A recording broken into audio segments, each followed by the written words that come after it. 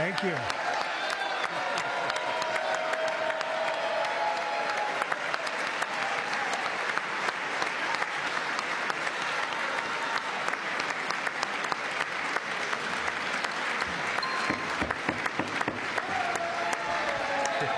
Thank you very much. Thank you very much. It's a great honor. Thank you very much. Speaker Johnson, Vice President Vance, the First Lady of the United States,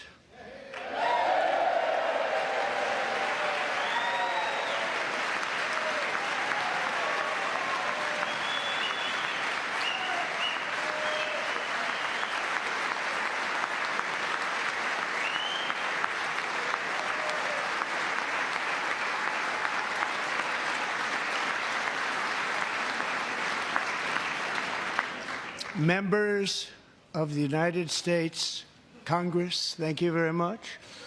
And to my fellow citizens, America is back.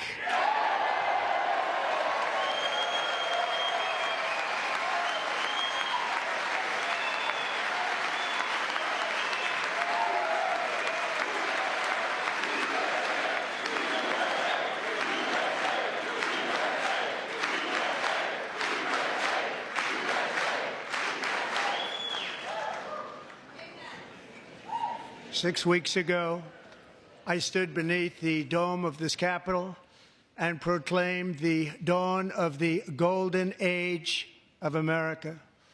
From that moment on, it has been nothing but swift and unrelenting action to usher in the greatest and most successful era in the history of our country. We have accomplished more in 43 days than most administrations accomplished in 4 years or 8 years, and we are just getting started.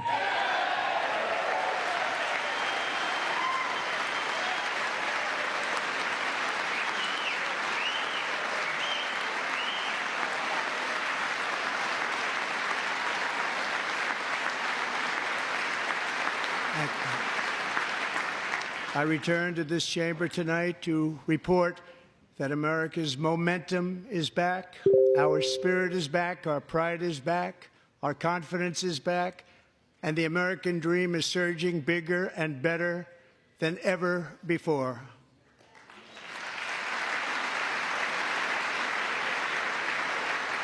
The American dream is unstoppable, and our country is on the verge of a comeback, the likes of which the world has never witnessed and perhaps will never witness again.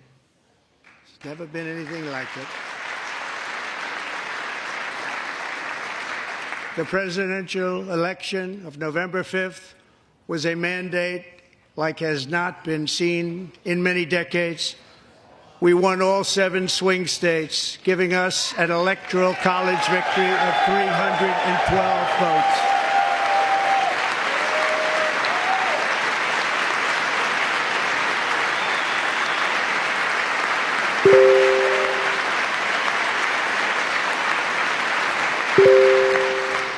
We won the popular vote by big numbers and won counties in our country.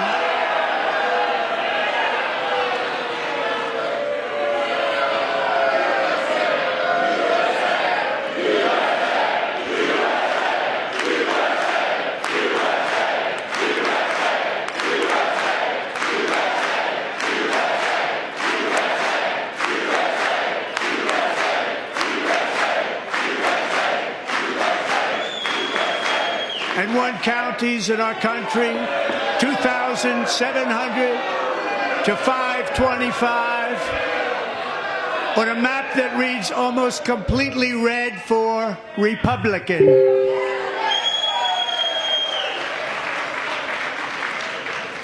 Now, for the first time in modern history, more Americans believe that our country is headed in the right direction than the wrong direction. In fact, it's an astonishing record, 27-point swing, the most ever.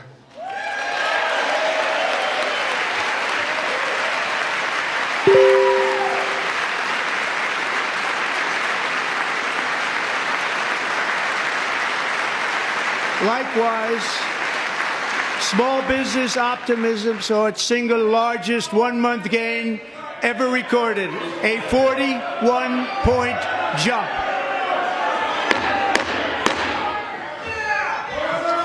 Members are directed to uphold and maintain decorum in the House and to cease any further disruptions. That's your warning.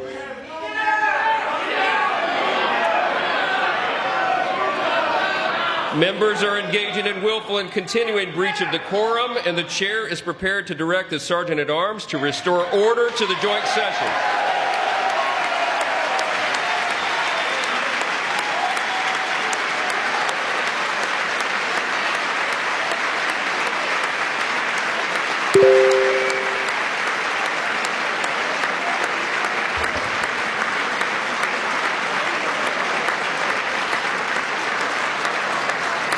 Mr. Green, take your seat. Take your seat, sir. Take your seat. Finding that members continue to engage in willful and concerted disruption of proper decorum, the chair now directs the Sergeant-at-Arms to restore order. Remove this gentleman from the chamber.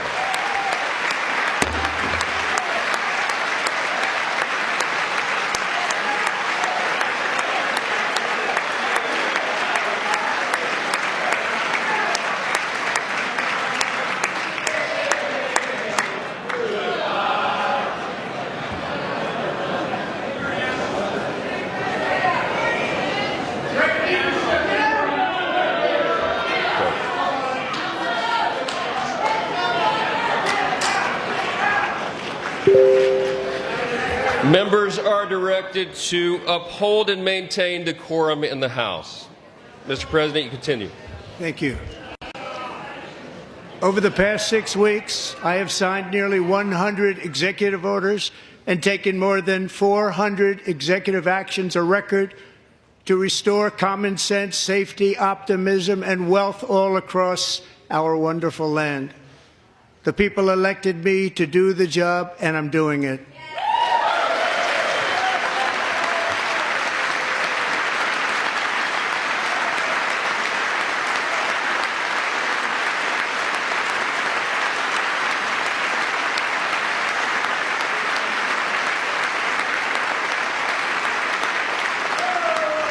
In fact, it has been stated by many that the first month of our presidency, it's our presidency, is the most successful in the history of our nation.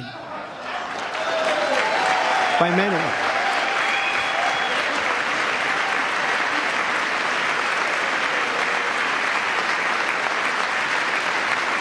And what makes it even more impressive is that, do you know who number 2 is? George Washington. How about that? How about that? I don't know about that list, but we'll take it. Within hours of taking the oath of office, I declared a national emergency on our southern border, and I deployed the U.S. military and Border Patrol to repel the invasion of our country. And what a job they've done.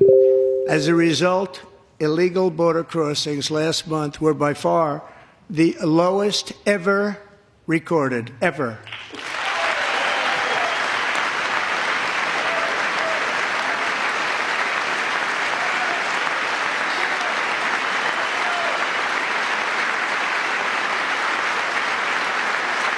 They heard my words and they chose not to come. Much easier that way. In comparison, under Joe Biden, the worst president in American history, there were hundreds of thousands of illegal crossings a month, and virtually all of them, including murderers, drug dealers, gang members, and people from mental institutions and insane asylums, were released into our country. Who would want to do that? This is my 5th such speech to Congress. And once again, I look at the Democrats in front of me, and I realize there is absolutely nothing I can say to make them happy or to make them stand or smile or applaud. Nothing I can do. I could find a cure to the most devastating disease, a disease that would wipe out entire nations, or announce the answers to the greatest economy in history, or the stoppage of crime to the lowest levels ever recorded. And these people sitting right here will not clap, will not stand, and certainly will not cheer for these astronomical achievements. They won't do it, no matter what. Five times I've been up here. It's very sad, and it just shouldn't be this way.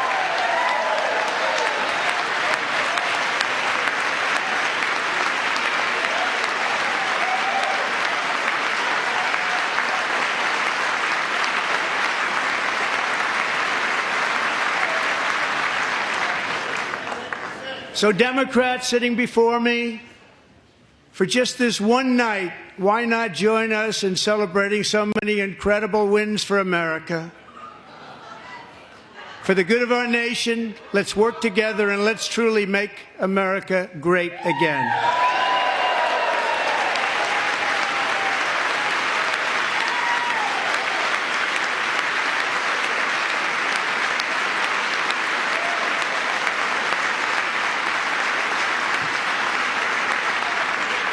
Every day, my administration is fighting to deliver the change America needs to bring a future that America deserves, and we're doing it. This is a time for big dreams and bold action. Upon taking office, I imposed an immediate freeze on all federal hiring, a freeze on all new federal regulations, and a freeze on all foreign aid.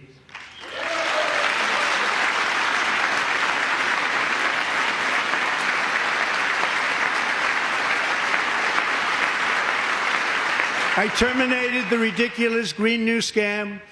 I withdrew from the unfair Paris Climate Accord, which was costing us trillions of dollars that other countries were not paying. I withdrew from the corrupt World Health Organization.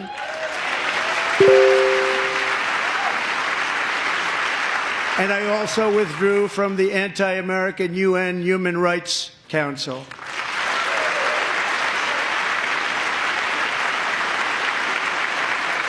We ended all of Biden's environmental restrictions that were making our country far less safe and totally unaffordable.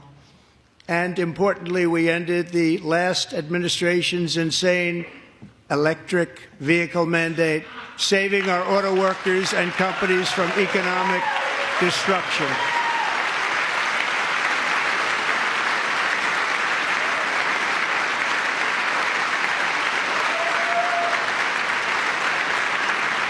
To unshackle our economy, I have directed that for every one new regulation, 10 old regulations must be eliminated, just like I did in my very successful first term.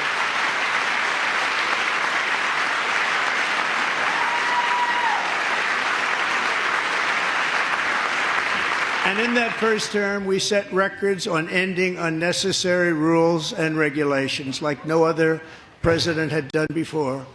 We ordered all federal workers to return to the office. They will either show up for work in person or be removed from their job.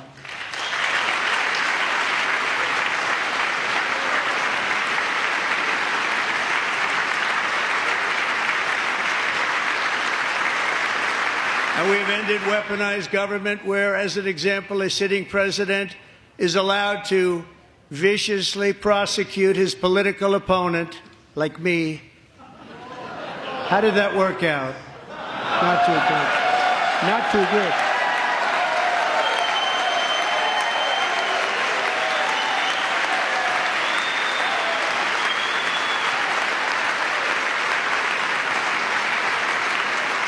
And I have stopped all government censorship and brought back free speech in America. It's back.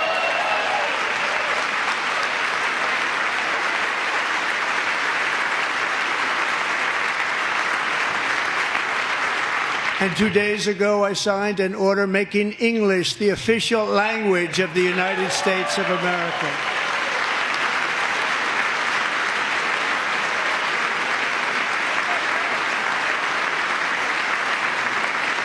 I renamed the Gulf of Mexico the Gulf of America.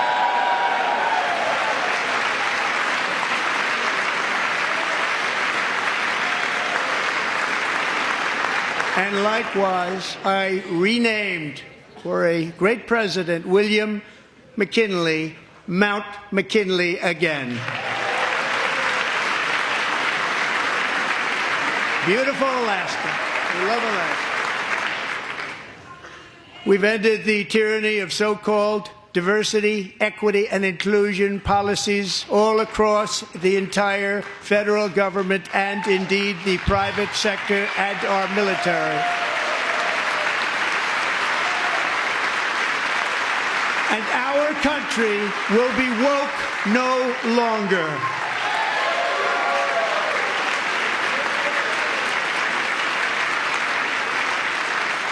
We believe that whether you are a doctor, an accountant, a lawyer, or an air traffic controller, you should be hired and promoted based on skill and competence, not race or gender. Very important.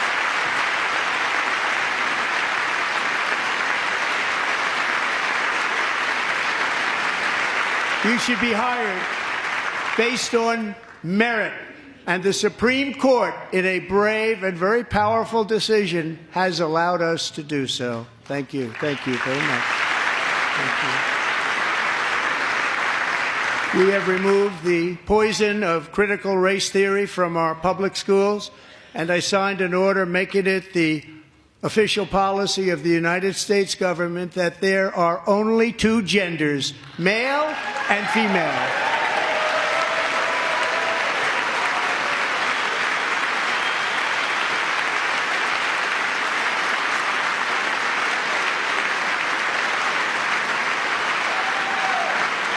I also signed an executive order to ban men from playing in women's sports.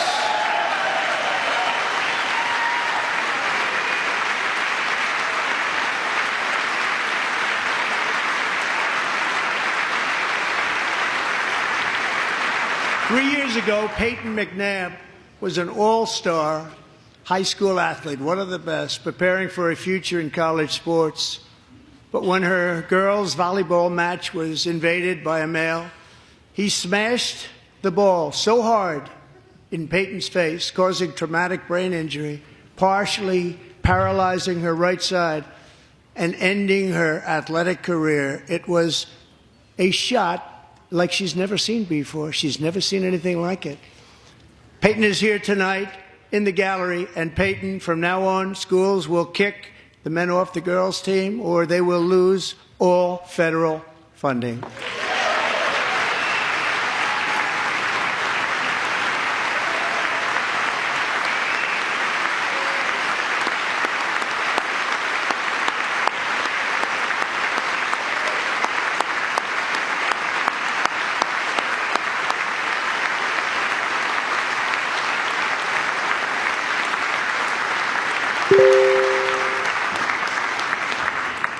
And if you really want to see numbers, just take a look at what happened in the women's boxing, weightlifting, track and field, swimming, or cycling, where a male recently finished a long-distance race 5 hours and 14 minutes ahead of a woman for a new record by 5 hours.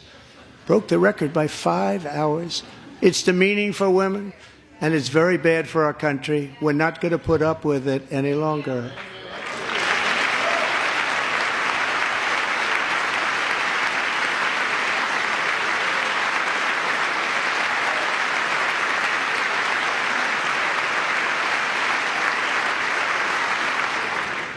What I have just described is only a small fraction of the common sense revolution that is now, because of us, sweeping the entire world.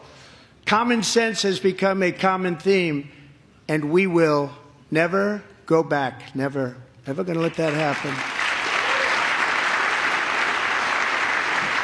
Among my very highest priorities is to rescue our economy and get dramatic and immediate relief to working families.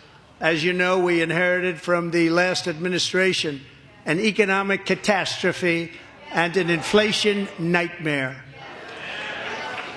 Their policies drove up energy prices, pushed up grocery costs, and drove the necessities of life out of reach for millions and millions of Americans. They've never had anything like it. We suffered the worst inflation in 48 years, but perhaps even in the history of our country. They're not sure. As president, I'm fighting every day to reverse this damage and make America affordable again.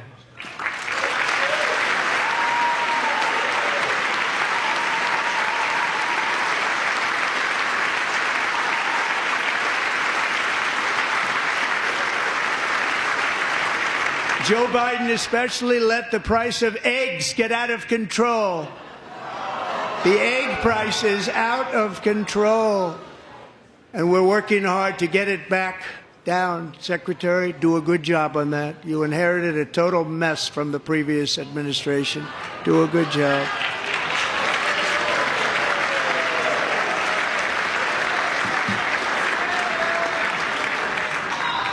A major focus of our fight to defeat inflation is rapidly reducing the cost of energy. The previous administration cut the number of new oil and gas leases by 95%, slowed pipeline construction to a halt, and closed more than 100 power plants. We are opening up many of those power plants right now.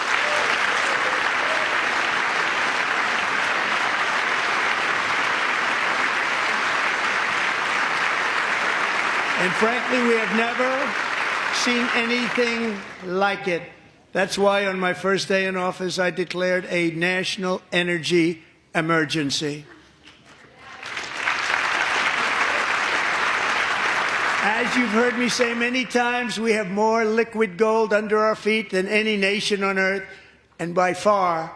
And now I fully authorize the most talented team ever assembled to go and get it. It's called Drill, Baby, Drill.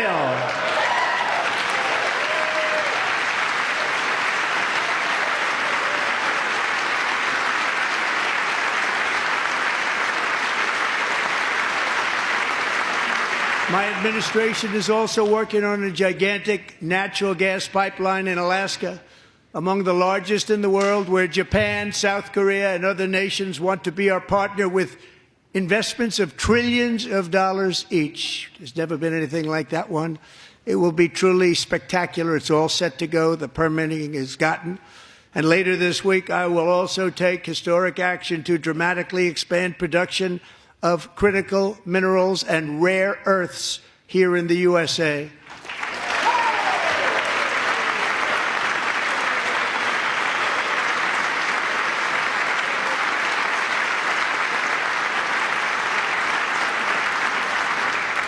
To further combat inflation, we will not only be reducing the cost of energy, but will be ending the flagrant waste of taxpayer dollars.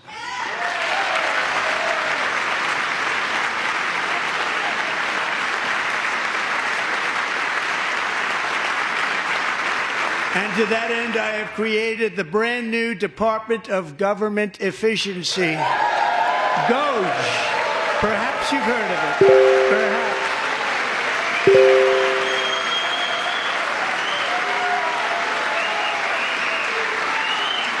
Which is headed by Elon Musk, who is in the gallery tonight.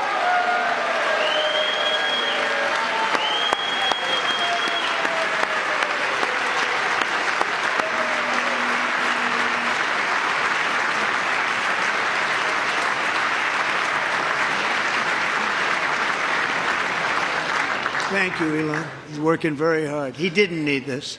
He didn't need this.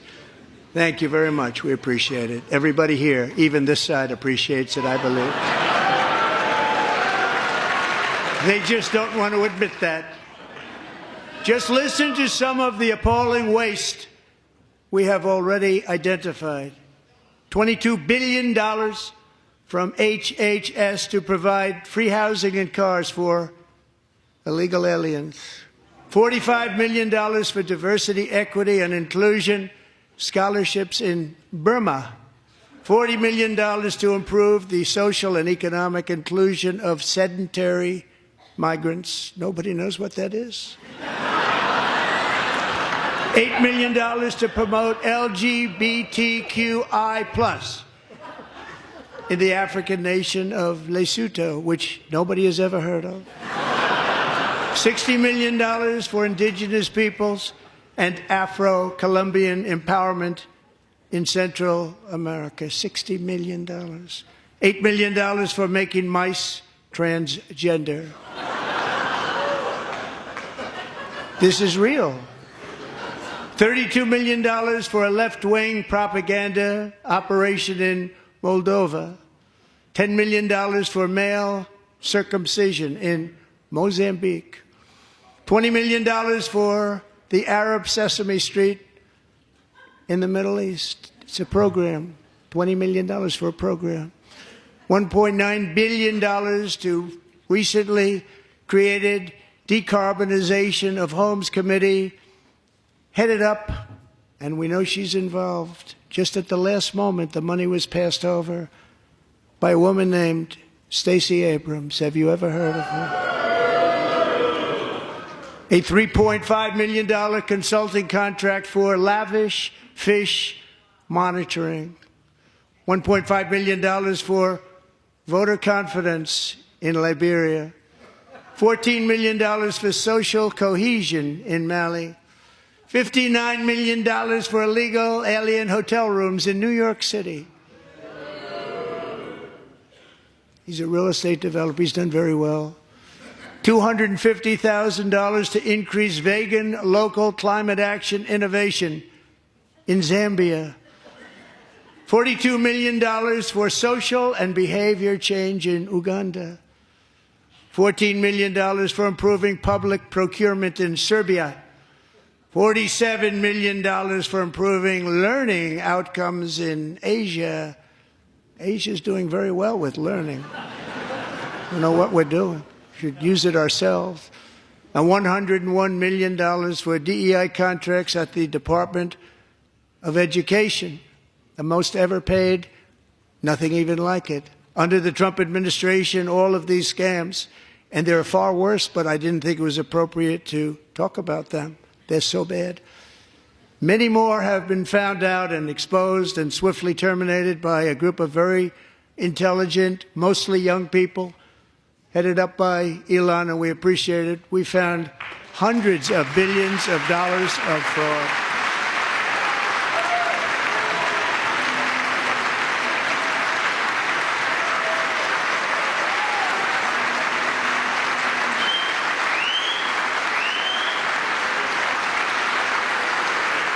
And we've taken back the money and reduced our debt to fight inflation and other things. Taken back a lot of that money. We got it just in time. This is just the beginning. The Government Accountability Office, a federal government office, has estimated annual fraud of over $500 billion in our nation, and we are working very hard to stop it. We're going to. We're also identifying shocking levels of incompetence and probable fraud in the Social Security program for our seniors, and that our seniors and people that we love rely on. Believe it or not, government databases list 4.7 million Social Security members from people aged 100 to 109 years old. It lists 3.6 million people from ages 110 to 119. I don't know any of them. I know some people that are rather elderly, but not quite that elderly. 3.47 million people from ages 120 to 129. 3.9 million people from ages 130 to 139. 3.5 million people from ages 140 to 149. And money is being paid to many of them, and we're searching right now. In fact, Pam, good luck. Good luck. You're going to find it. But a lot of money is paid out to people because it just keeps getting paid, and nobody does, and it really hurts Social Security and hurts our country. 1.3 million people from ages 150 to 159, and over 130,000 people, according to the Social Security databases, are age over 160 years old. We have a healthier country than I thought, Bobby.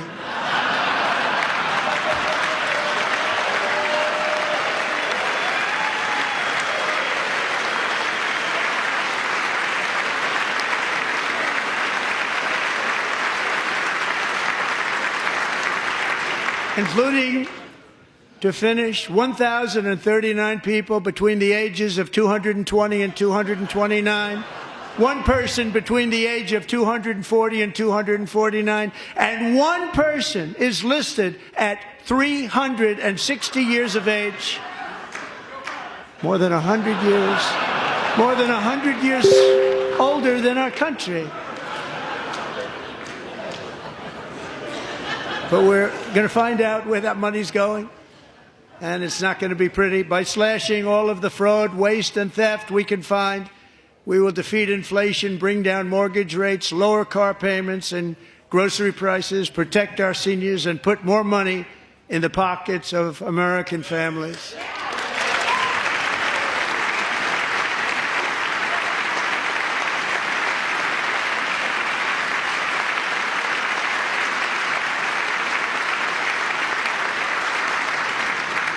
And today, interest rates took a beautiful drop, big, beautiful drop. It's about time.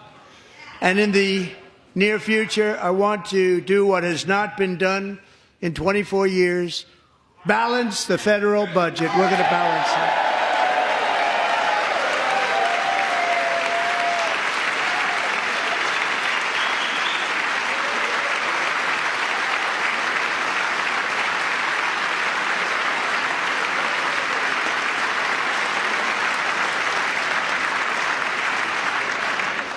With that goal in mind, we have developed in great detail what we are calling the Gold Card, which goes on sale very, very soon. For $5 million, we will allow the most successful job-creating people from all over the world to buy a path to U.S. citizenship. It's like the Green Card, but better and more sophisticated. And these people will have to pay tax in our country. They won't have to pay tax from where they came. The money that they've made, you wouldn't want to do that, but they have to pay tax, create jobs.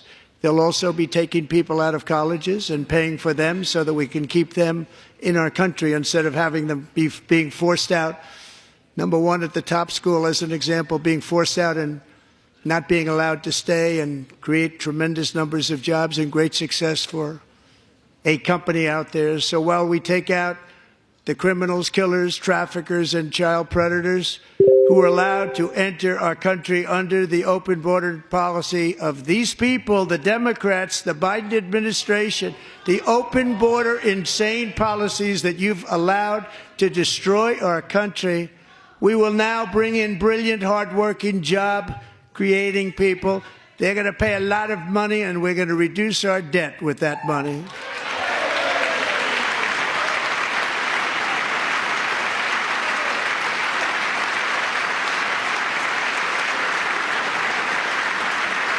Americans have given us a mandate for bold and profound change. For nearly 100 years, the federal bureaucracy has grown until it has crushed our freedoms, ballooned our deficits, and held back America's potential in every possible way. The nation founded by pioneers and risk-takers now drowns under millions and millions of pages of regulations and debt. Approvals that should take 10 days to get instead take 10 years, 15 years, and even 20 years before you're rejected.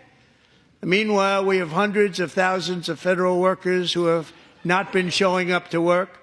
My administration will reclaim power from this unaccountable bureaucracy, and we will restore true democracy to America again.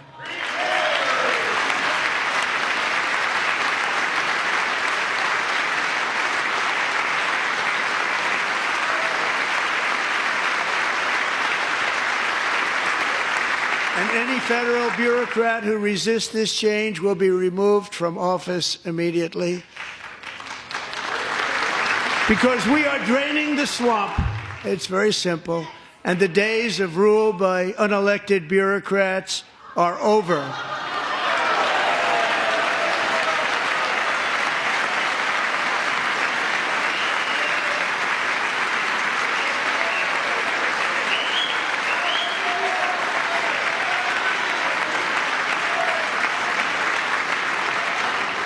And the next phase of our plan to deliver the greatest economy in history is for this Congress to pass tax cuts for everybody. They're in there. They're waiting for you to vote.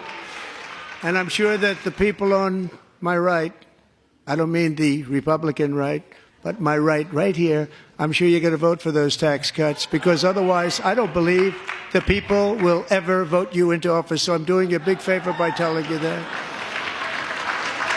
But I know this group is going to be voting for the tax cuts.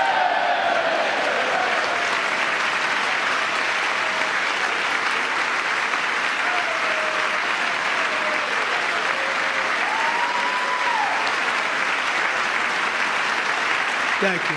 It's a very, very big part of our plan. We had tremendous success in our first term with it. A very big part of our plan. We're seeking permanent income tax cuts all across the board.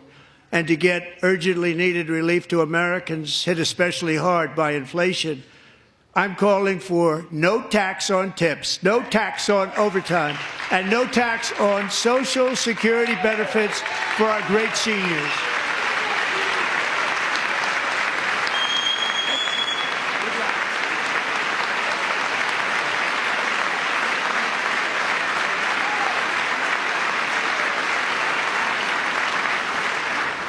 And I also want to make interest payments on car loans tax deductible, but only if the car is made in America.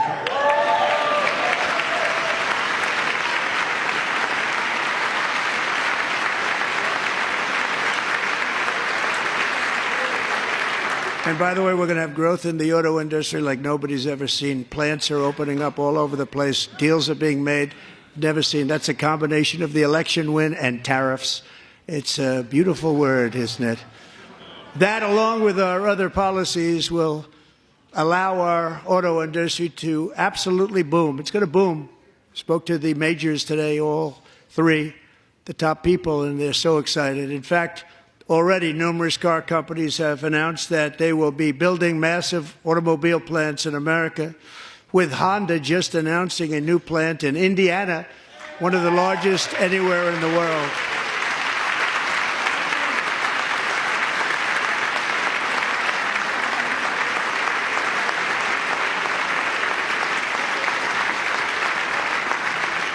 And this has taken place since our great victory on November 5th, a date which will hopefully go down as one of the most important in the history of our country.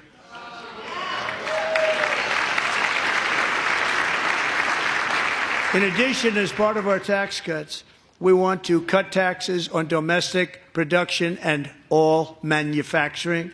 And just as we did before, we will provide 100% expensing.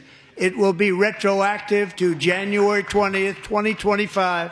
And it was one of the main reasons why our tax cuts were so successful in our first term, giving us the most successful economy in the history of our country. First term. We had a great first term.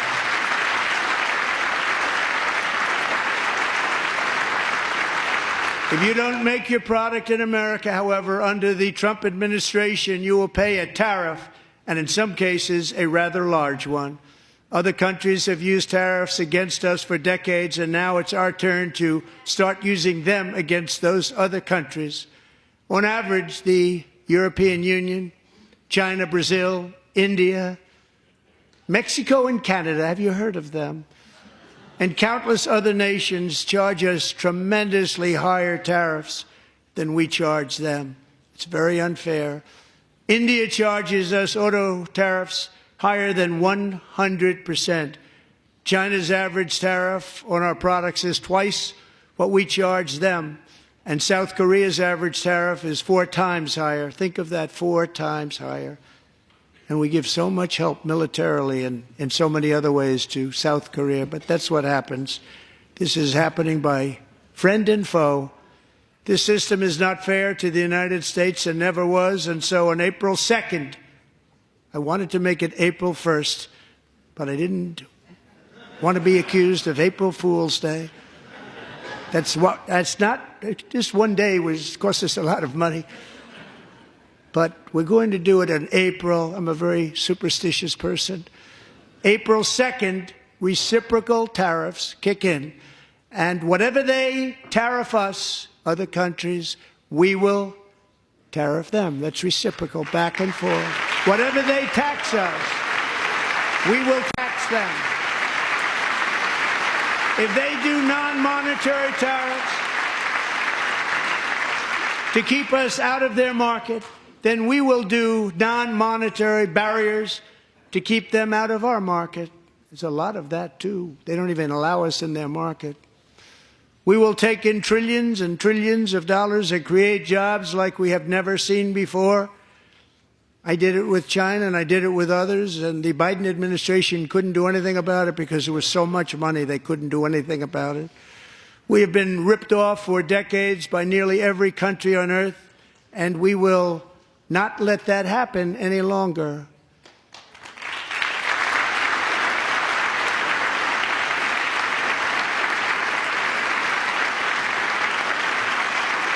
Much has been said over the last 3 months about Mexico and Canada, but we have very large deficits with both of them. But even more importantly, they've allowed fentanyl to come into our country at levels never seen before, killing hundreds of thousands of our citizens and many very young, beautiful people, destroying families. Nobody's ever seen anything like it. They are, in effect, receiving subsidies of hundreds of billions of dollars. We pay subsidies to Canada and to Mexico of hundreds of billions of dollars, and the United States will not be doing that any longer. We're not going to do it any longer.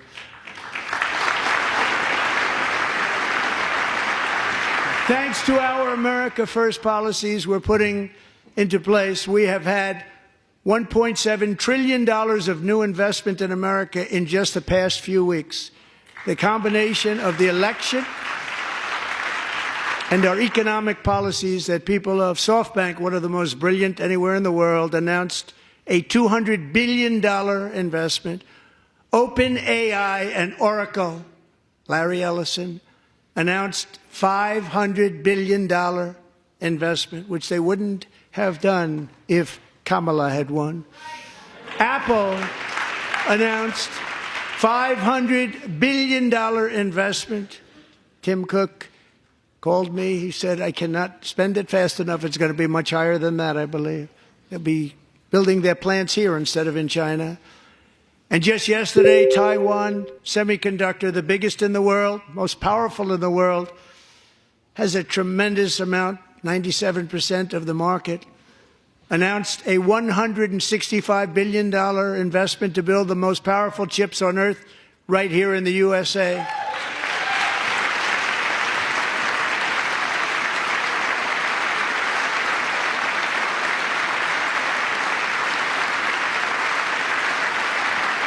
And we're not giving them any money. Your CHIPS Act is a horrible, horrible thing. We give hundreds of billions of dollars, and it doesn't mean a thing. They take our money and they don't spend it.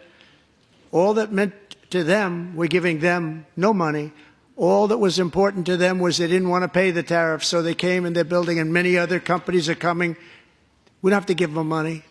We just want to protect our businesses and our people, and they will come because they won't have to pay tariffs if they build in America. So it's very amazing. You should get rid of the CHIP Act, and whatever's left over, Mr. Speaker, you should use it to reduce debt or any other reason you want to.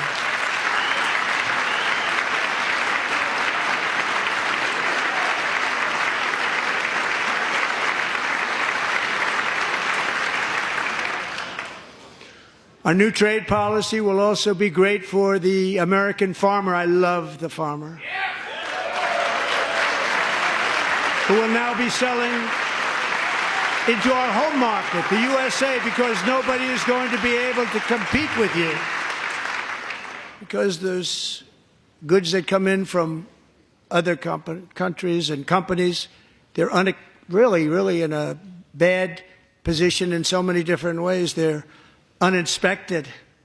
They may be very dirty and disgusting, and they come in and they pour in, and they hurt our American farmers. The tariffs will go on agricultural product coming into America, and our farmers, starting on April 2nd, it may be a little bit of an adjustment period, We had that before when I made the deal with China, $50 billion of purchases, and I said, just bear with me, and they did. They did. Probably have to bear with me again, and this will be even better. That was great. The problem with it was that Biden didn't enforce it. He didn't enforce it. $50 billion of purchases, and we were doing great, but Biden did not enforce it, and it hurt our farmers. But our farmers are going to have a field day right now. So to our farmers, have a lot of fun. I love you too. I love you too. It's all going to happen.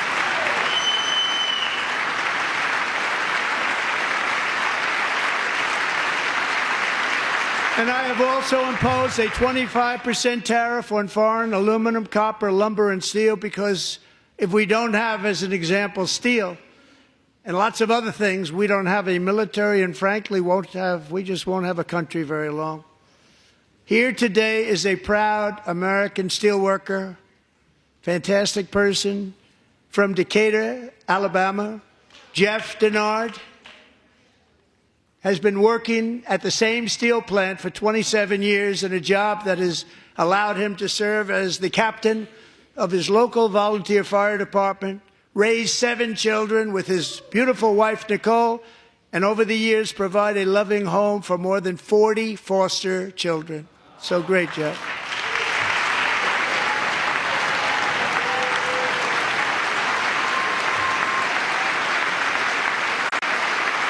Thank you, Jeff. Thank you, Jeff.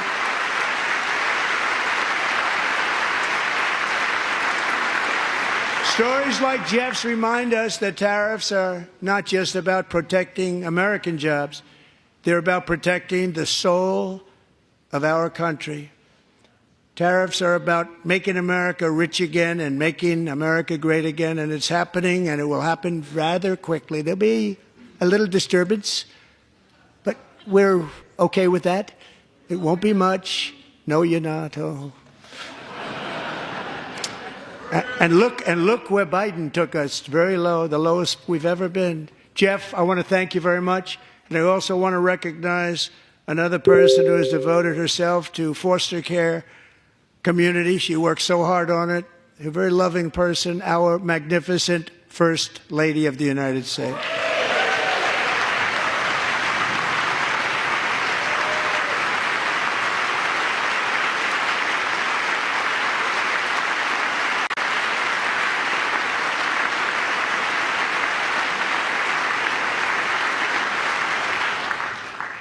Melania's work has yielded incredible results, helping prepare our nation's future leaders as they enter the workforce.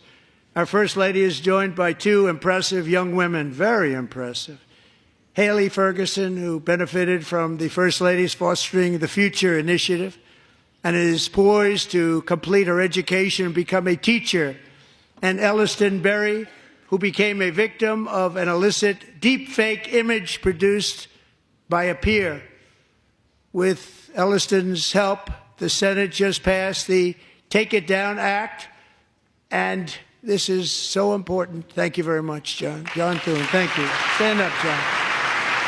Thank you, John.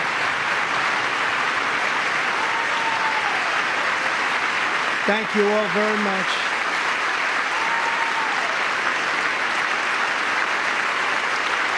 Thank you. And thank you to John Thune and the Senate. Great job. To criminalize the publication of such images online is a terrible, terrible thing. And once it passes the House, I look forward to signing that bill into law. Thank you. And I'm going to use that bill for myself, too, if you don't mind. Because nobody gets treated worse than I do online. Nobody. That's great. Thank you very much to the Senate. Thank you. But if we truly care about protecting Americans' children, no step is more crucial than securing America's borders. Over the past 4 years, 21 million people poured into the United States. Many of them were murderers, human traffickers, gang members, and other criminals from the streets of dangerous cities all throughout the world. Because of Joe Biden's insane and very dangerous open border policies, they are now strongly embedded in our country, but we are getting them out and getting them out fast.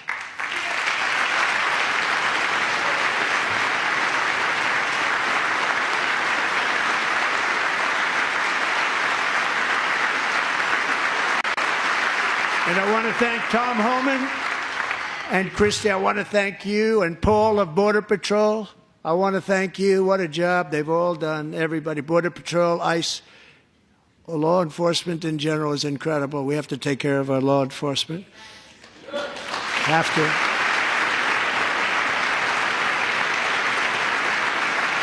Last year,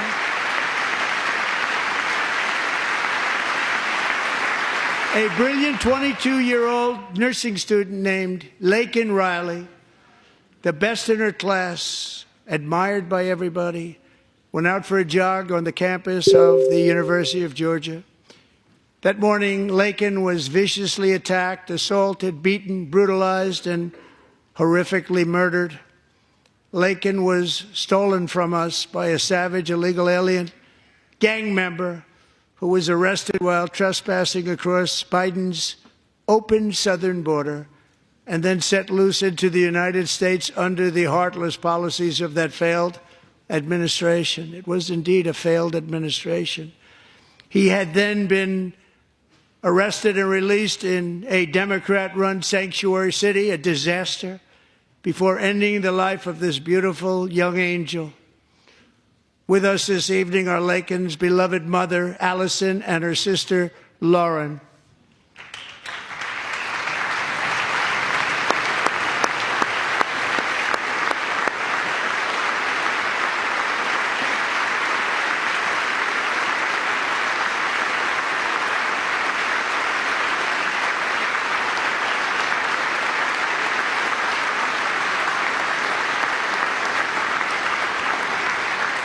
Last year, I told Laken's grieving parents that we would ensure their daughter would not have died in vain.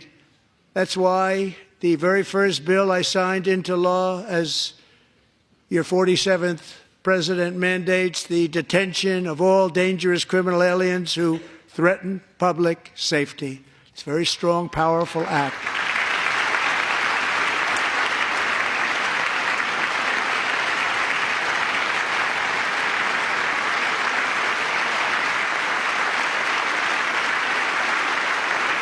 It's called the Laken-Riley Act. So Allison and Lauren, America will never, ever forget our beautiful Laken Hope Riley.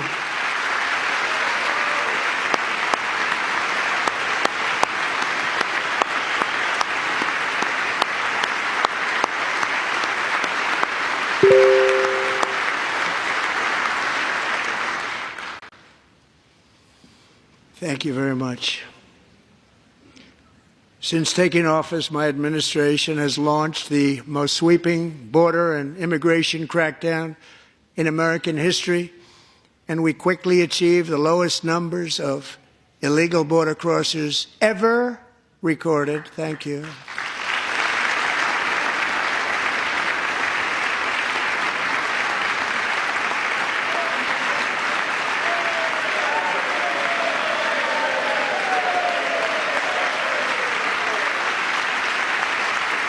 The media and our friends in the Democrat Party kept saying we needed new legislation, we must have legislation to secure the border.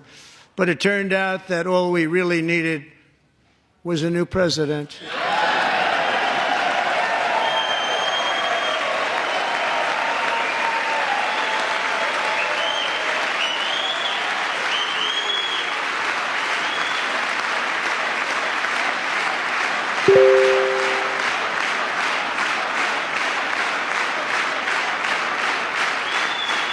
Thank you. Joe Biden didn't just open our borders, he flew illegal aliens over them to overwhelm our schools, hospitals, and communities throughout the country. Entire towns like Aurora, Colorado, and Springfield, Ohio, buckled under the weight of the migrant occupation and corruption like nobody's ever seen before. Beautiful towns destroyed. Now, just as I promised in my inaugural address, we are achieving the great liberation of America.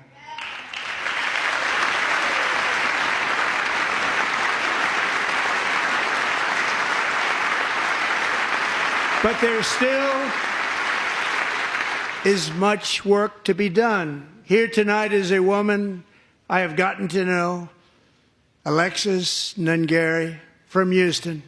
Wonderful woman. Last June, Alexis's 12-year-old daughter, her precious Jocelyn, walked to a nearby convenience store. She was kidnapped, tied up, assaulted for 2 hours under a bridge, and horrifically murdered. Arrested and charged with this heinous crime are 2 illegal alien monsters from Venezuela, released into America by the last administration through their ridiculous open border. The death of this beautiful 12-year-old girl and the agony of her mother and family touched our entire nation greatly. Alexis, I promised that we would always remember your daughter, your magnificent daughter, and earlier tonight I signed an order keeping my word to you. One thing I have learned about Jocelyn is that she loved animals so much. She loved nature. Across Galveston Bay, from where Jocelyn lived in Houston, you will find a magnificent national wildlife refuge, a pristine, peaceful, 34,000-acre sanctuary for all of God's creatures on the edge of the Gulf of America. Alexis, moments ago, I formally renamed that refuge in loving memory of your beautiful daughter, Jocelyn. So, Mr. Vice President, if you would, may I have the order?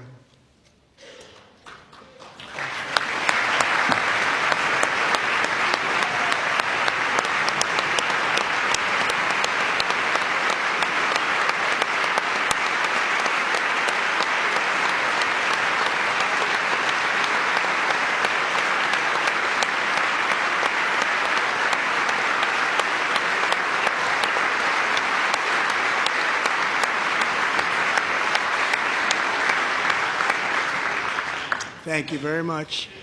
All 3 savages charged with Jocelyn and Lakin's murders were members of the Venezuelan prison gang, the toughest gang, they say, in the world, known as Tren de Aragua. 2 weeks ago, I officially designated this gang, along with MS-13 and the bloodthirsty Mexican drug cartels, as foreign terrorist organizations.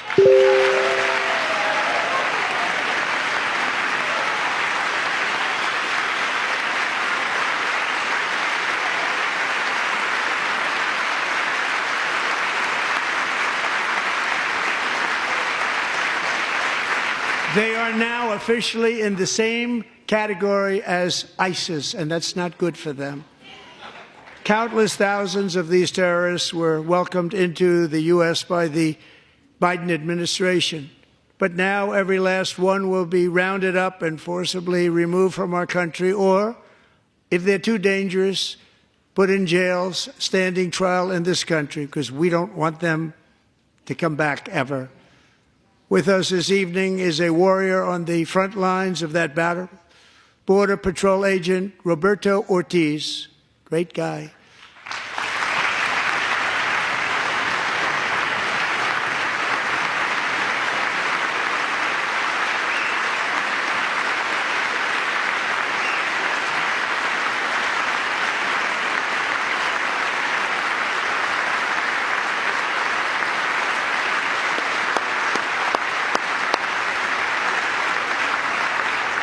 In January, Roberto and another agent were patrolling by the Rio Grande near an area known as Cartel Island. Doesn't sound too nice to me. When heavily armed gunmen started shooting at them, Roberto saw that his partner was totally exposed, at great danger, and he leapt into action, returning fire and providing crucial seconds for his fellow agent to seek safety, just barely.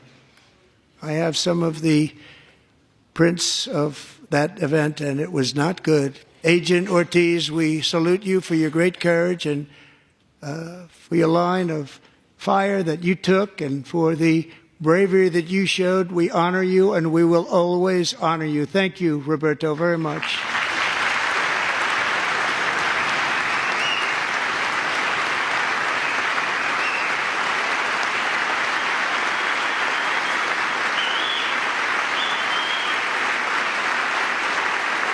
Thank you, Roberto. And I actually got to know him on my many calls to the border. He's a great gentleman.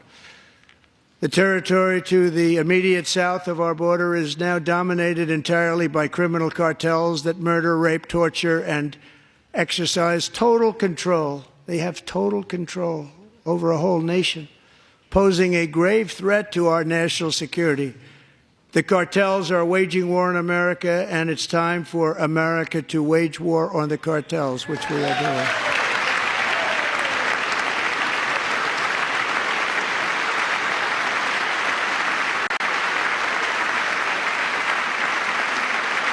Five nights ago, Mexican authorities, because of our tariff policies being imposed on them, think of this, handed over to us 29 of the biggest cartel leaders in their country. That has never happened before. They want to make us happy.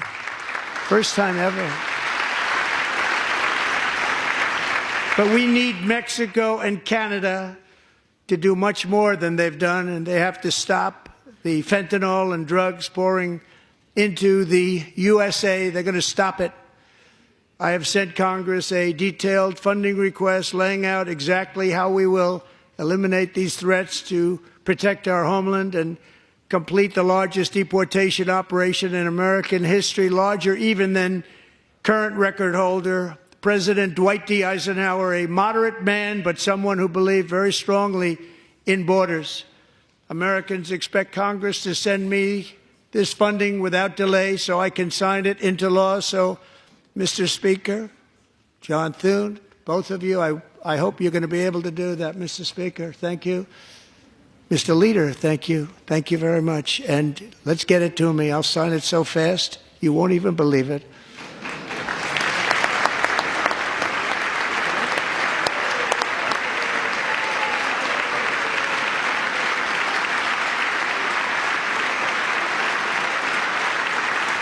And as we reclaim our sovereignty, we must also bring back law and order to our cities and towns.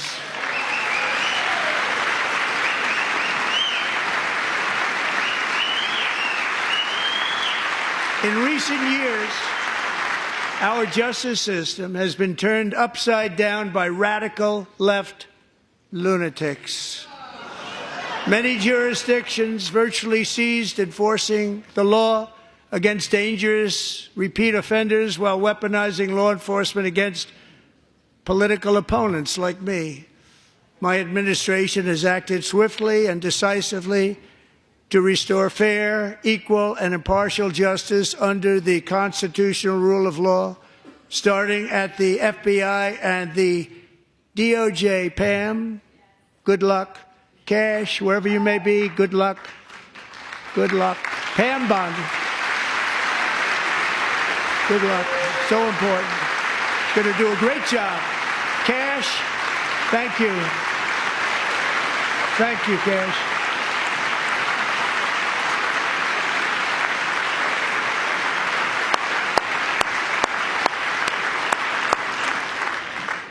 They've already started very strong. They're going to do a fantastic job. You're going to be very proud of them. We're also once again giving our police officers the support, protection, and respect they so dearly deserve. They have to get it. They have such a hard, dangerous job, but we're going to make it less dangerous. The problem is the bad guys don't respect the law, but they're starting to respect it, and they soon will respect it. This also includes our great fire departments throughout the country. Our firemen and women are unbelievable people, and we'll never forget them. And besides that, they voted for me in record numbers, so I have no choice.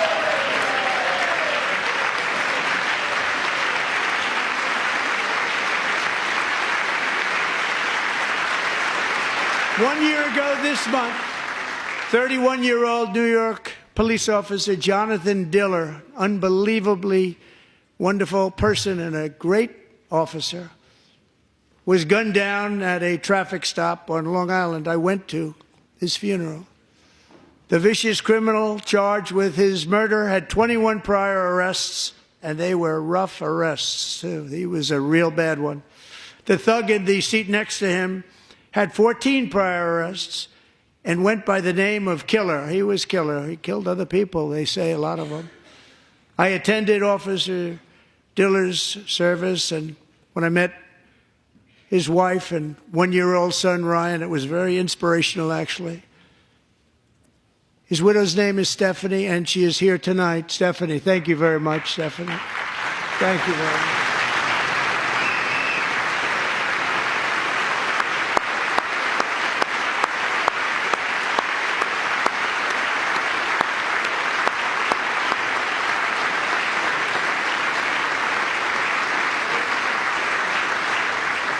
Stephanie, we're going to make sure that Ryan knows his dad was a true hero, New York's finest, and we're going to get these cold-blooded killers and repeat offenders off our streets, and we're going to do it fast.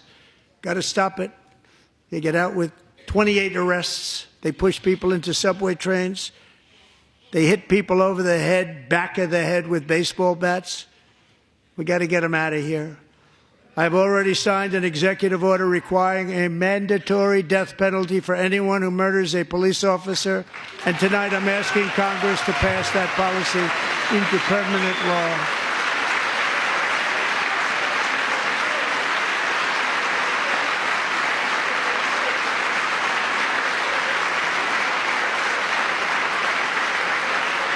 I'm also asking for a new crime bill getting tough on repeat offenders while enhancing protections for America's police officers so they can do their jobs without fear of their lives being totally destroyed. They don't want to be killed. We're not going to let them be killed. Joining us in the gallery tonight is a young man who truly loves our police.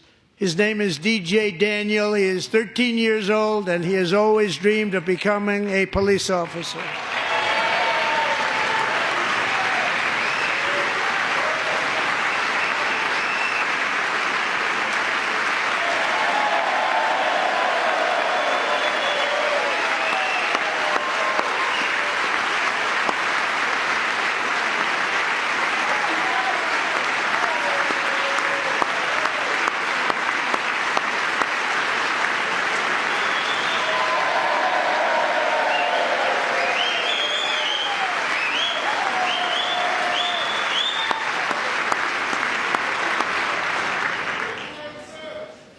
But in 2018, DJ was diagnosed with brain cancer. The doctors gave him 5 months at most to live. That was more than 6 years ago.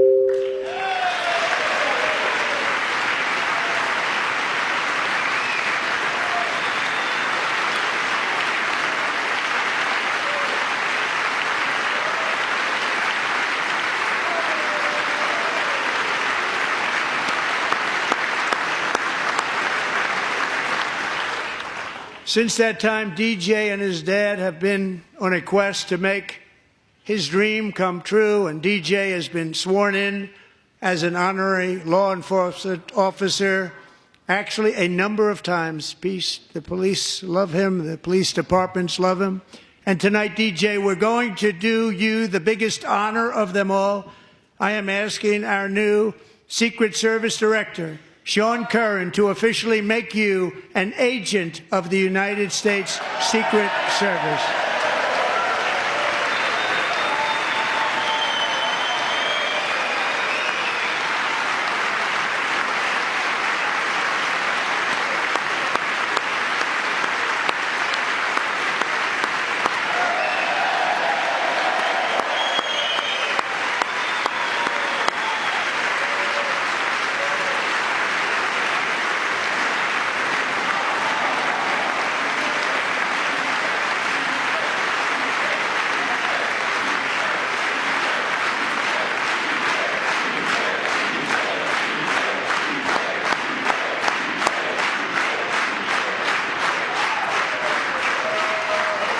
Thank you, DJ.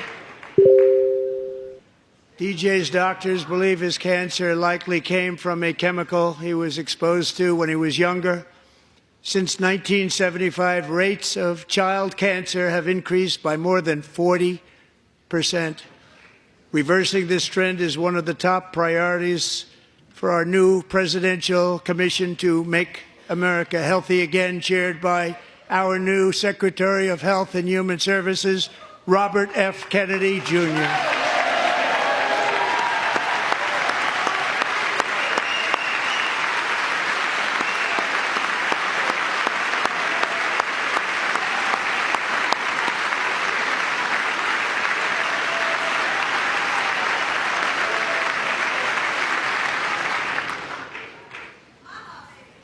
With the name Kennedy, you would have thought everybody over here would have been cheering.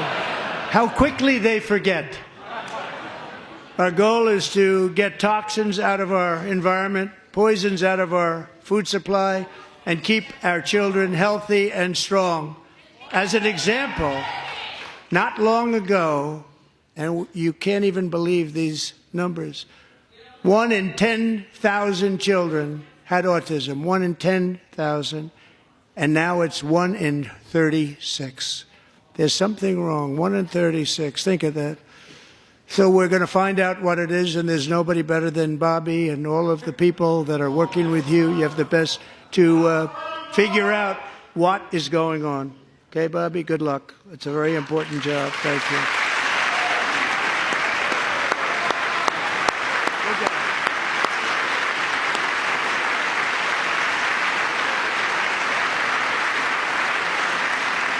Thank you. My administration is also working to protect our children from toxic ideologies in our schools. A few years ago, January Littlejohn and her husband discovered that their daughter's school had secretly socially transitioned their 13-year-old little girl.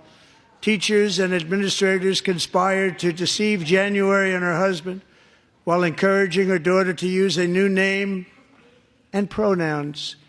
They, them pronoun, actually, all without telling January, who is here tonight and is now a courageous advocate against this form of child abuse. January, thank you. Thank you. Thank you very much.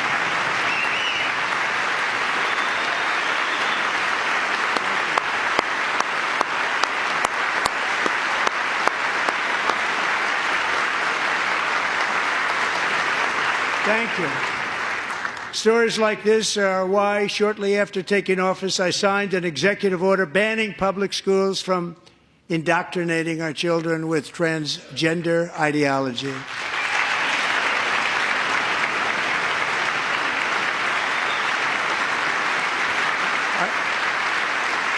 I also signed an order to cut off all taxpayer funding to any institution that engages in the sexual mutilation of our youth.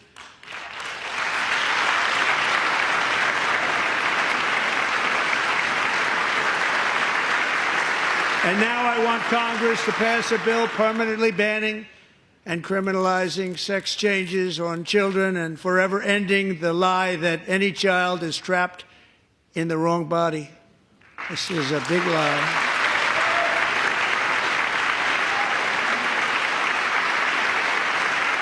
And our message to every child in America is that you are perfect exactly the way God made you.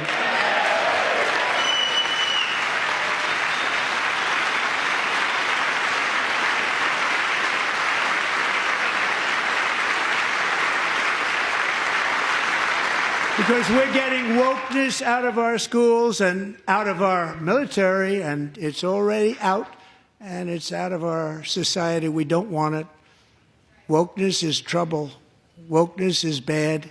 It's gone. It's gone. And we feel so much better for it, don't we? Don't we feel better? Our service members won't be activists and ideologues. They will be fighters and warriors. They will fight for our country. And Pete, congratulations. Secretary of Defense, congratulations.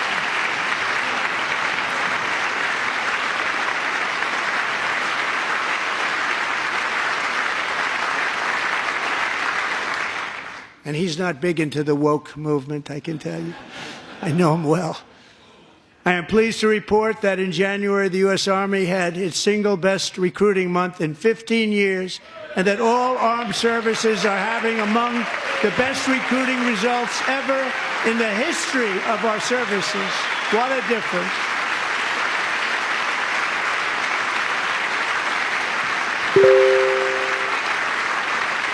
And you know, it was just a few months ago where the results were exactly the opposite. We couldn't recruit anywhere. We couldn't recruit. Now we're having the best results just about that we've ever had. What a tremendous turnaround. It's really a beautiful thing to see.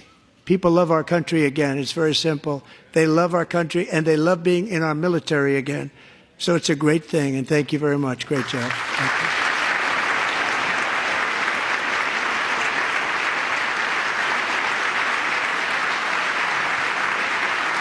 We're joined tonight by a young man, Jason Hartley, who knows the weight of that call of duty. Jason's father, grandfather, and great-grandfather all wore the uniform. Jason tragically lost his dad, who was also a Los Angeles County Sheriff's deputy when he was just a boy, and now he wants to carry on the family legacy of service.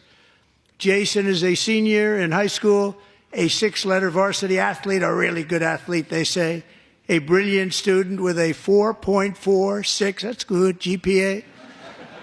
And his greatest dream is to attend the U.S. Military Academy at West Point.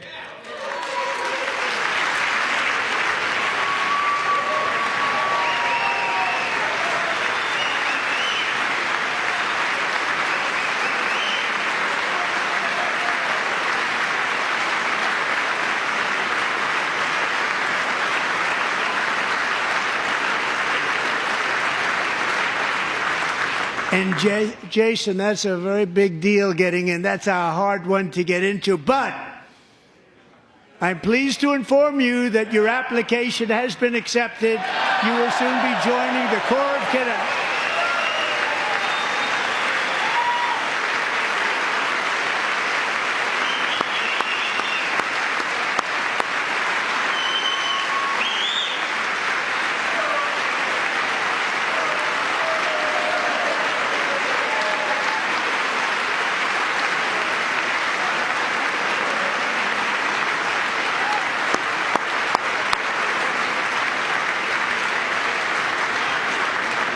Thank you. Jason, you're going to be on the long gray line, Jason. As Commander-in-Chief, my focus is on building the most powerful military of the future. As a first step, I'm asking Congress to fund a state-of-the-art Golden Dome missile defense shield to protect our homeland, all made in the USA.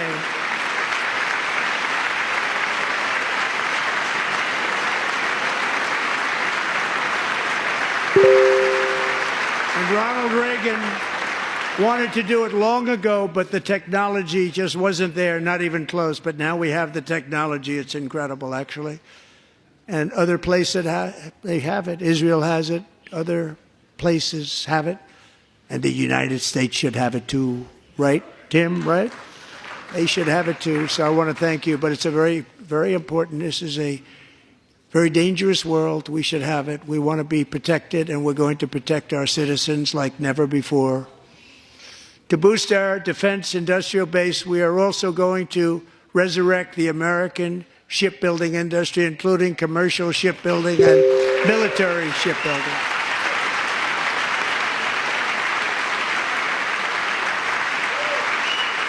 And for that purpose, I am announcing tonight that we will create a new Office of Shipbuilding in the White House and offer special tax incentives to bring this industry home to America where it belongs. We used to make so many ships. We don't make them anymore very much, but we're going to make them very fast, very soon. It will have a huge impact. To further enhance our national security, my administration will be reclaiming the Panama Canal, and we've already started doing it.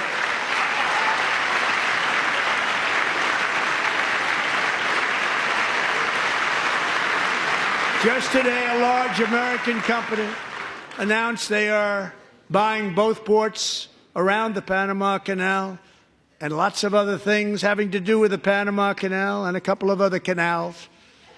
The Panama Canal was built by Americans for Americans, not for others, but others could use it.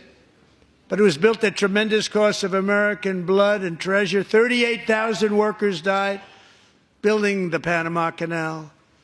They died of malaria. They died of snake bites and mosquitoes. Not a nice place to work. They paid them very highly to go there, knowing there was a 25% chance that they would die. The most expensive project also that was ever built in our country's history, if you bring it up to modern day costs. It was given away by the Carter administration for $1, but that agreement has been violated very severely. We didn't give it to China. We gave it to Panama, and we're taking it back.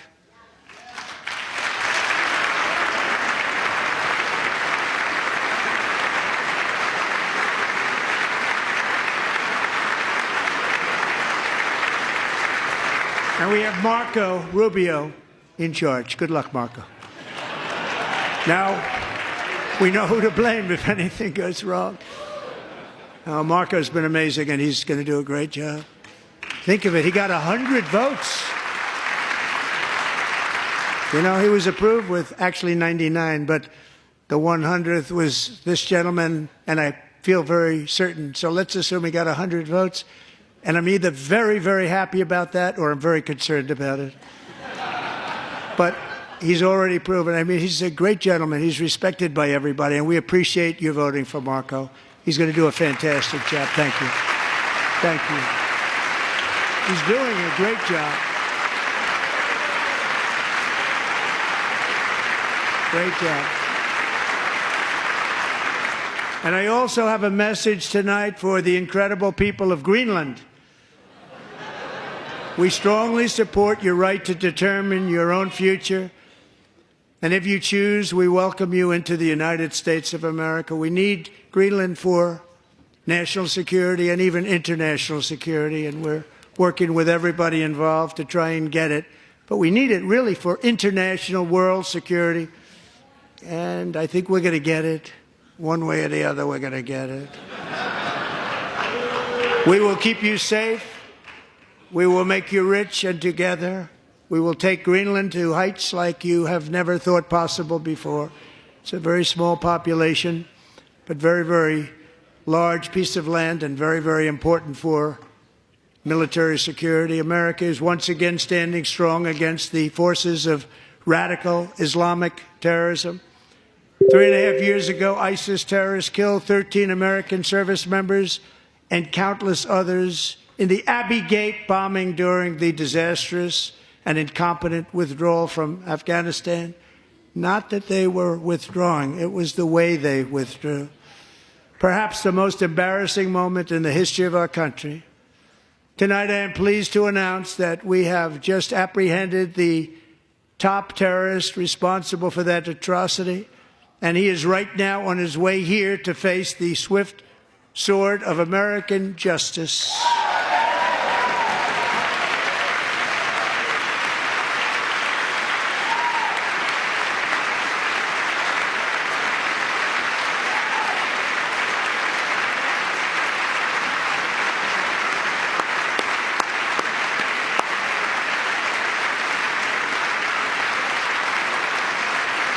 And I want to thank especially the government of Pakistan for helping arrest this monster.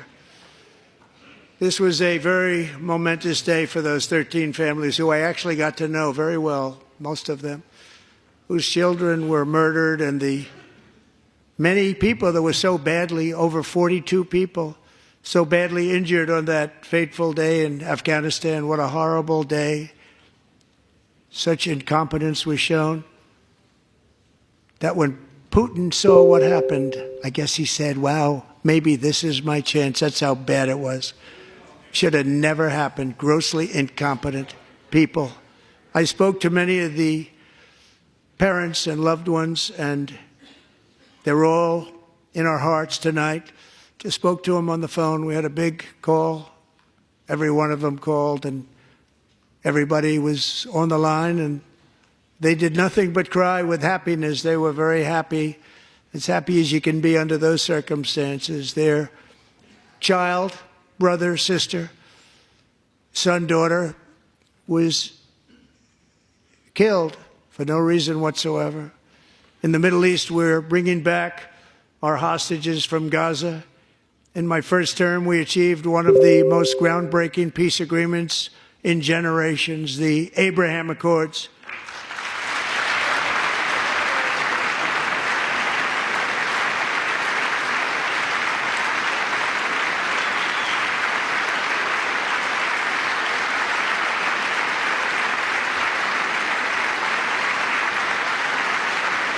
And now we're going to build on that foundation to create a more peaceful and prosperous future for the entire region. A lot of things are happening in the Middle East. People have been talking about that so much lately with everything going on with Ukraine and Russia. But a lot of things are happening in the Middle East. It's a rough neighborhood, actually. I'm also working tirelessly to end the savage conflict in Ukraine. Millions of Ukrainians and Russians have been needlessly killed or wounded in this horrific and brutal conflict with no end in sight. The United States has sent hundreds of billions of dollars to support Ukraine's defense with no security, with no anything.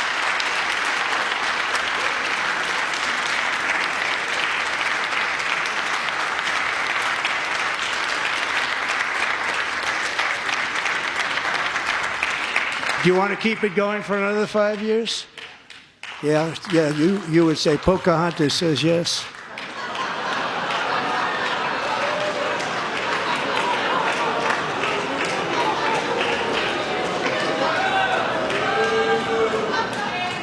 $2,000 people are being killed every single week. More than that. They're Russian young people. They're Ukrainian young people. They're not Americans. But I want it to stop. Meanwhile, Europe has sadly spent more money buying Russian oil and gas than they have spent on defending Ukraine, by far. Think of that. They've spent more buying Russian oil and gas than they have defending. And we've spent perhaps $350 billion, like taking candy from a baby. That's what happened. And they've spent $100 billion.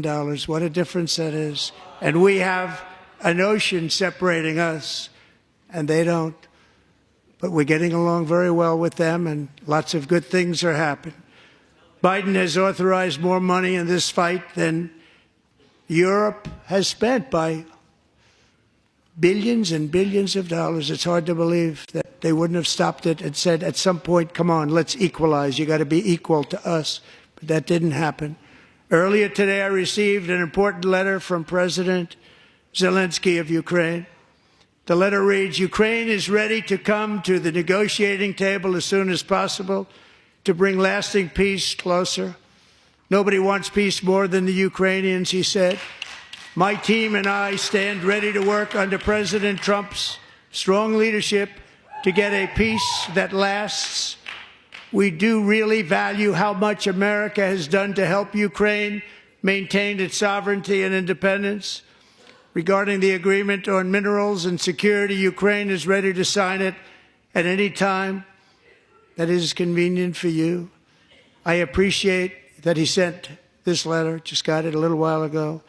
Simultaneously, we've had serious discussions with Russia and have received strong signals that they are ready for peace. Wouldn't that be beautiful? Wouldn't that be beautiful?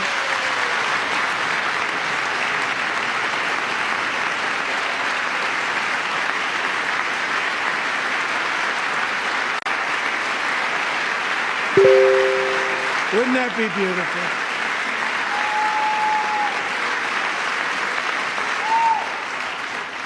It's time to stop this madness. It's time to halt the killing.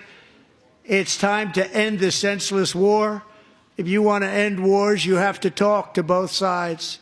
Nearly 4 years ago, amid rising tensions, a history teacher named Mark Fogel was detained in Russia and sentenced to 14 years in a penal colony. Rough stuff. The previous administration barely lifted a finger to help him. They knew he was innocent, but they had no idea where to begin. But last summer, I promised his 95-year-old mother, Malphine, that we would bring her boy safely back home. After 22 days in office, I did just that, and they are here tonight.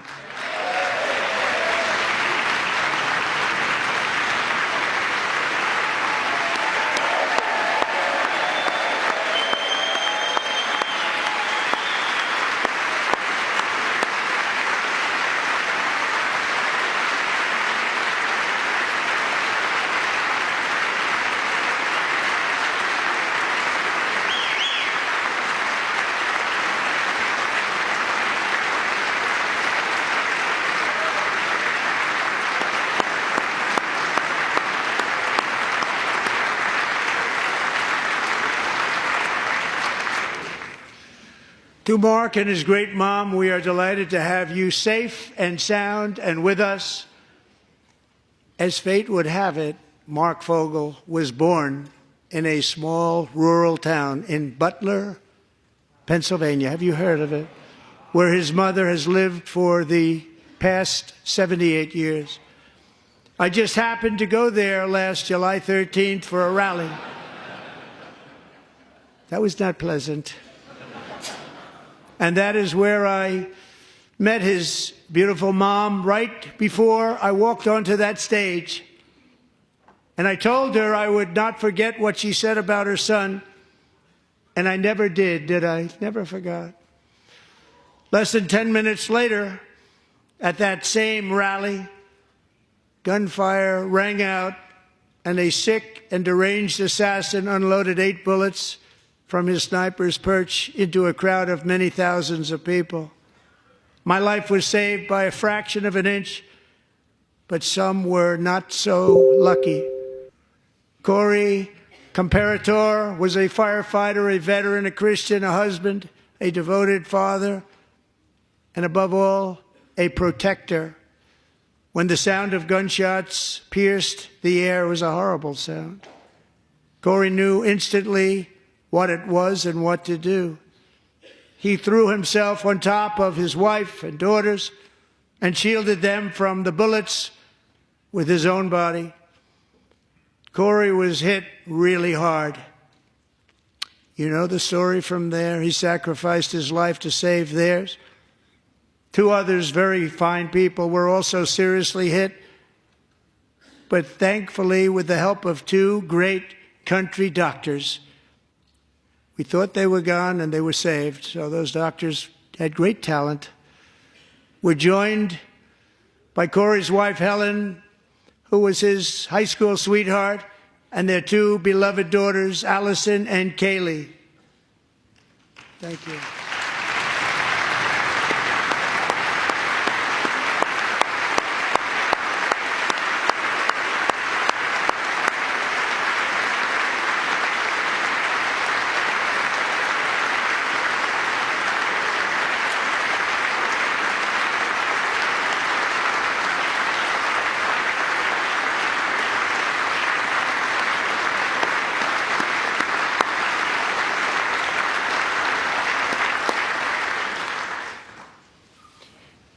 To Helen, Allison, and Kaylee, Corey is looking down on his 3 beautiful ladies right now, and he is cheering you on. He loves you. He is cheering you on. Corey was taken from us much too soon, but his destiny was to leave us all with a shining example of the selfless devotion of a true American patriot. It was love like Corey's that built our country, and it's love like Corey's that is going to make our country more majestic than ever before. I believe that my life was saved that day in Butler for a very good reason. I was saved by God to make America great again. I believe that. Thank you. Thank you.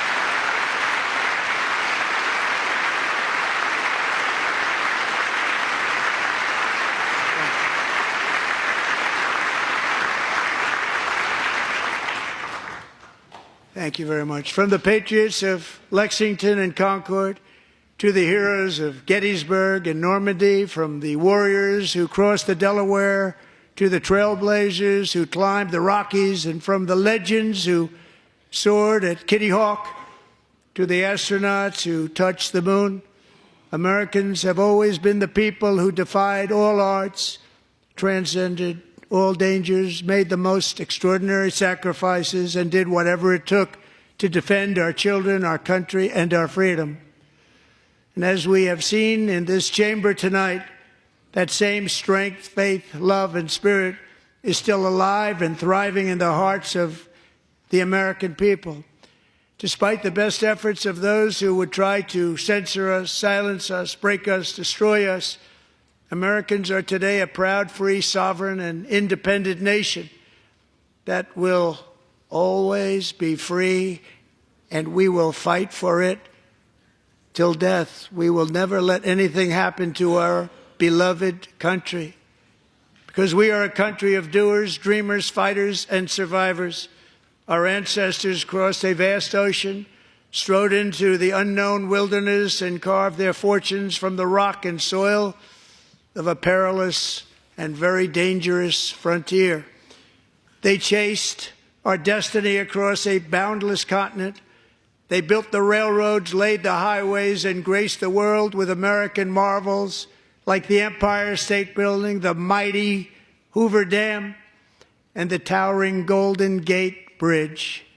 They lit the world with electricity, broke free of the force of gravity, fired up the engines of American industry, vanquished the communists, fascists, and Marxists all over the world, and gave us countless modern wonders sculptured out of iron, glass, and steel.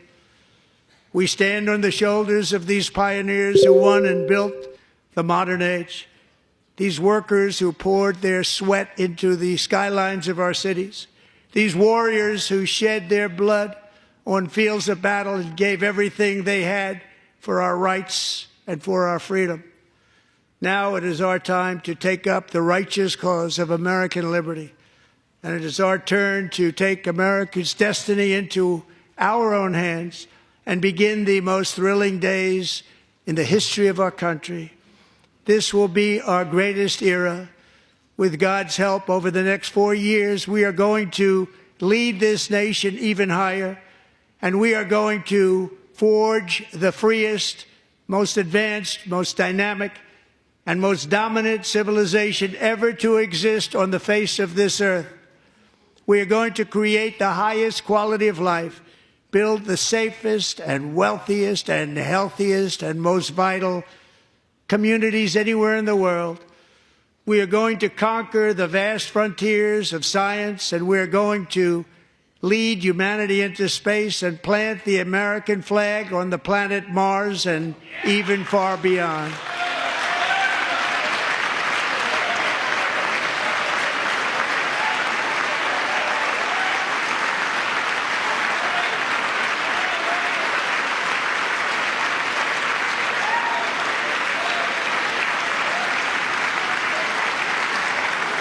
And through it all, we are going to rediscover the unstoppable power of the American spirit.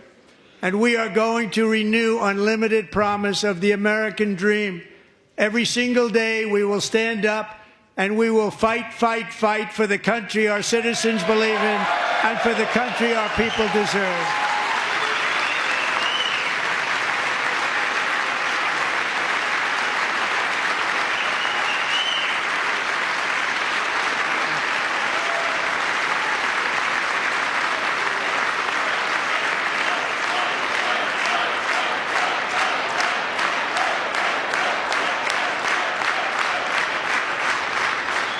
My fellow Americans, get ready for an incredible future, because the golden age of America has only just begun. It will be like nothing that has ever been seen before. Thank you, God bless you, and God bless America.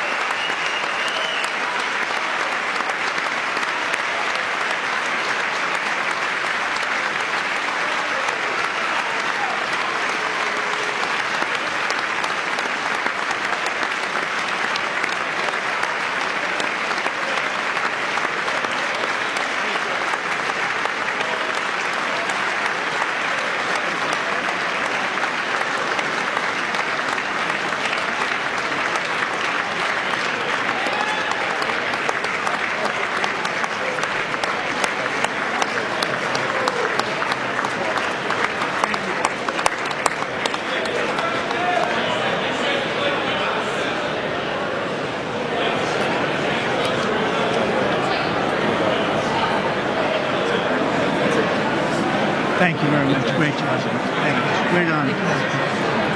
Thank you. Thank you. Get this place going, all right? Thank you so much. It's a great honor. Thank you. Thank you, Mr. President. Thank you very much. Thank you very much. Appreciate it. Thank you. I'll see you soon. Teaching young people to love America. Well, I'm trying to. Great guy. Thank you. That's your favorite. Thank you. Thank you. Thank you very much. Appreciate it. Howard. Thank you again. Thank you again. Won't forget. So good. Yeah, it's good. So good, sir. Thank you. Terrific, Mr. Really good. It's really outstanding. Thanks. Thank you. Yes, sir. Thank you. Great job, Mr. President. Thanks. Thank you. Great. Mr. President, one of your best speeches. Thanks again, Mr. President. Thank you, Mr. President. Thanks for the phone call last night, too. Absolutely. You know that. Thank you very much. I'll do it. Just give me the information. I'm not going to give it to you. Sorry. Thank you, everybody. Great speech. Thank you. Best speech ever. Yes. Good. Congratulations. Good job. God work.